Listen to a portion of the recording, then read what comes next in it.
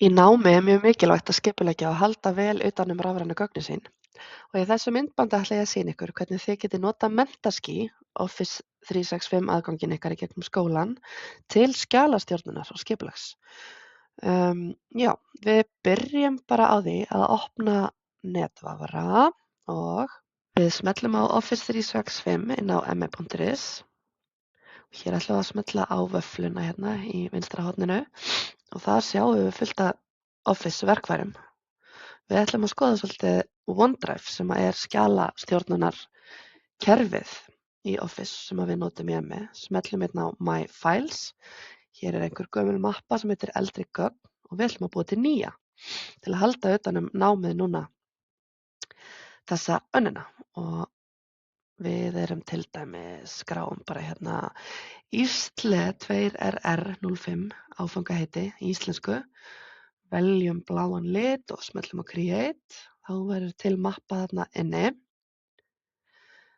Við ætlum að smella aftur á sama, búa til aðra möppu, ensk 2MO.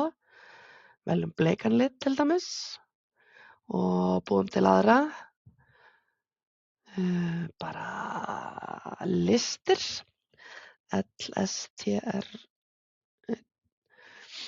og veljum einhvern lit á hana.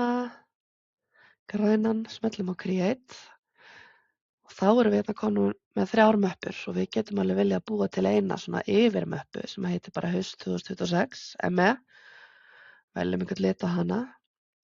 Sérstaklega ef við erum kannski ætlum að halda áfram námi lengi og vera í nokkrar rannir, þá getum við tekið þessa áfanga þarna og sett inn í haustmöppuna.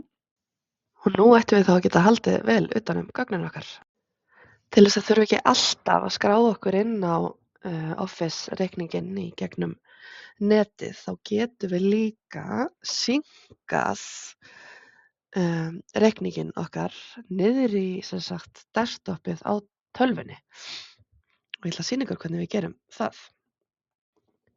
Þá erum við hérna inn á aðganginum okkar í vafra, förum hérna hægra megin og smellum á tannhjólið. Og hér er nefnilega Sync this OneDrive og við smellum á það og Open Microsoft OneDrive. Sækja hérna glugga. Síðan er smellum maður á Sign in. Mögulega þurfum við að setja inn lykilorðið ykkar aftur inn á ME-reikningin ykkar. Skráið það hérna. Innskráning. Það er hægt að smella á já. Ég smelli hérna núna í þetta skiptið allavega eingöngu fyrir þetta forrit.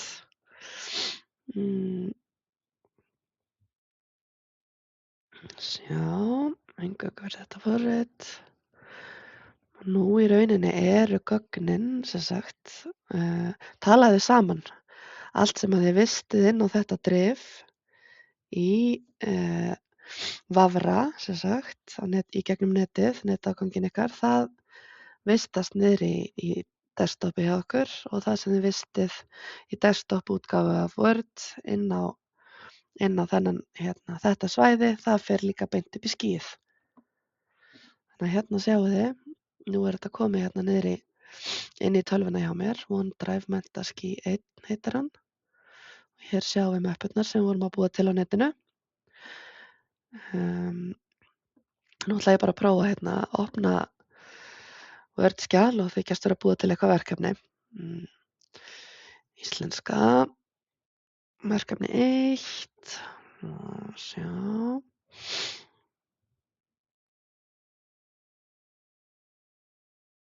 Svona, skrifum bara eitthvað hérna.